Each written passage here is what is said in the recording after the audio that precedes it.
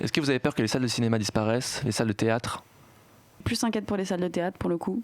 Ouais. Ouais, moi je pense que le Covid, enfin là, le confinement, tout ça, c'est beaucoup plus violent, je pense, pour l'art, enfin la culture en règle générale. Ouais. D'autant plus, je pense, pour les arts vivants, parce qu'il y a un truc où les arts vivants, enfin je veux dire... on partage la salive. Non mais c'est-à-dire, enfin, c'est un truc qui est censé se faire en présentiel, qu'on peut pas faire autrement, parce que même s'il y a des captations, oui, mais ça rend quand même pas pareil. Enfin, je veux dire, les arts vivants, c'est fait pour être vécu, donc à un moment donné, c'est compliqué de faire autrement qu'en live. Et en fait, il y a plein de salles qui ferment parce que c'est pas rentable de faire un siège sur deux, que déjà de base. Je vais comprendre que déjà les théâtres étaient pas mal endettés. Oui, c'est ça. De base, le théâtre quand même survit. On peut pas vraiment dire vie de manière tranquille, mais là c'est trop. Enfin là c'est genre la goutte d'eau, et je pense qu'il y a plein de théâtres qui mettent la clé sous la porte. Il y a plein de petits théâtres. Qui bye bye. Ouais. Enfin c'est trop triste. Ça c'est après voilà, ça c'est triste. Mais vous pensez pas que ça va rouvrir par la suite ? Qu'il y a une chance que ça revienne ? Si, mais il y a des petits théâtres qui pourront pas survivre à ça. Ça c'est clair et net. Mais non, voilà, du coup, ça je sais pas. Mais après, oui, la peur, elle y est clairement. C'est flippant. Déjà, quand tu vois que tu as des pièces qui sont...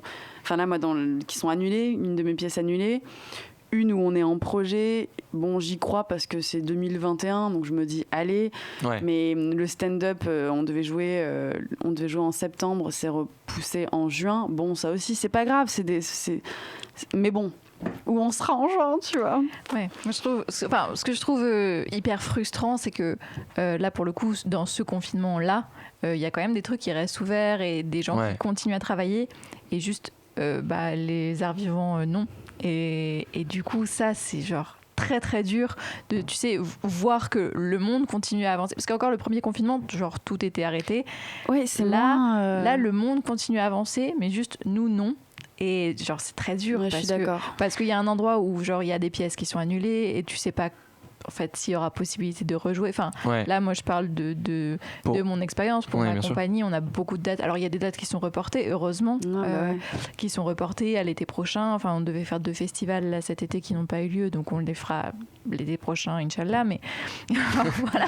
Mais il y a aussi des dates qui sautent et qui seront pas remplacées, et ça c'est quand même, pour des jeunes compagnies notamment, pour tout le monde, mais pour des jeunes compagnies notamment, c'est très violent, parce que tu sais pas en fait quand tu auras des opportunités de jouer, parce que t'es personne et que personne va venir te chercher. Et du coup voilà, quand il faut se lancer et que en fait les possibilités d'inviter des professionnels, de rencontrer des gens, de faire du réseau, de montrer ton spectacle à un public plus large, elles s'amenuisent. Et puis il y a aussi le fait que les programmations qui ont été annulées, certaines sont reportées sur la saison prochaine.